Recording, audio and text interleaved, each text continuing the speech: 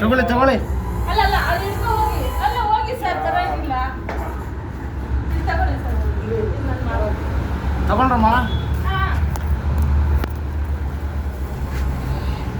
ಇನ್ನು ಕೆಳಗೆ ನೀಟಾಗಿ ಮಾಡ್ಕೊಪ್ಪ. ನಡಿಯಪ್ಪ, ನನ್ನ ಮೇಲೆ ಬರ್ತೀನಿ ನಡಿಯಪ್ಪ, ಭಯ ಬೀಳ್ಬೇಡ. ಅಯ್ಯೋ ನನ್ಗೆ ಭಯನೇ ಇಲ್ಲ ಸರ್.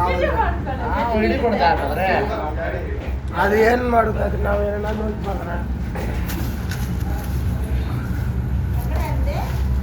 ದೋ ಕೈಲಾಗಿದ್ದು ಬರೋಣ.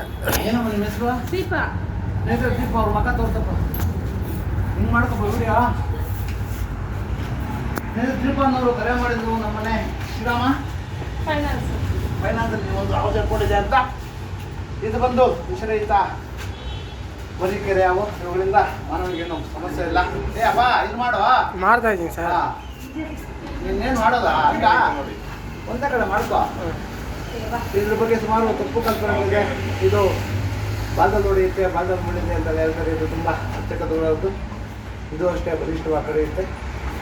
ಕಡಿದ್ರೂ ಸಹ ಮಾನವನಿಗೇನು ಸಮಸ್ಯೆ ಇಲ್ಲ. ಮುಖ್ಯವಾಗಿ ಇದಿರೋ ಕಡೆ ನಾಗರಾವು ಮತ್ತು ಕೊಪ್ಪಳ ಬರಲ್ಲ.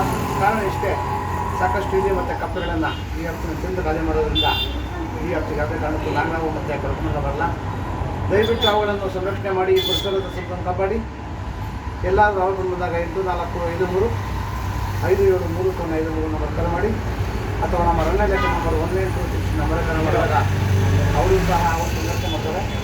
ಮತ್ತು ಯಾವುದೇ ವಿಷಕಾರ್ಯ ಅವರು ಕರೆದಾಗ ದಯವಿಟ್ಟು ನಾಟಿಗೆ ಆಗಲಿ ಮಾಟ ಮಾಡ್ತಾರೆ ಹೋದರೆ ನಮ್ಮ ಅರ್ಥವಿದ ಸರ್ಕಾರ ಬಂದರೆ ಅದು ಉಚಿತವಾಗಿ ಏನು ಕೊಡ್ತಾರೆ. ಮತ್ತು ಯಾವುದೇ ಅವನು ಕೊಲ್ಲೋದಾಗಲಿ ಮತ್ತು ಹಿಂಸೆ ಮಾಡೋದಾಗಲಿ ಮಾಡಿದ್ರೆ 7 ವರ್ಷ ಜೈಲು 3 ವರ್ಷ ಜರಿಮಾನ ಆಗುತ್ತೆ. ದಯವಿಟ್ಟು ಅವನ ಸಂರಕ್ಷಣೆ ಮಾಡಿ ಪರಿಸರದ ಕಾಪಾಡಿ. ಜನವರು ಕೂಡ ಬಂದು ಒಂದು ಬ್ಯಾಗ್ ಇದೆ, ಬ್ಯಾಗ್ ಎತ್ಕೊಂಬಮ್ಮ. ಆ ಬ್ಯಾಗ್ ಹಾಕೋ ಇದರಲ್ಲಿದೆ.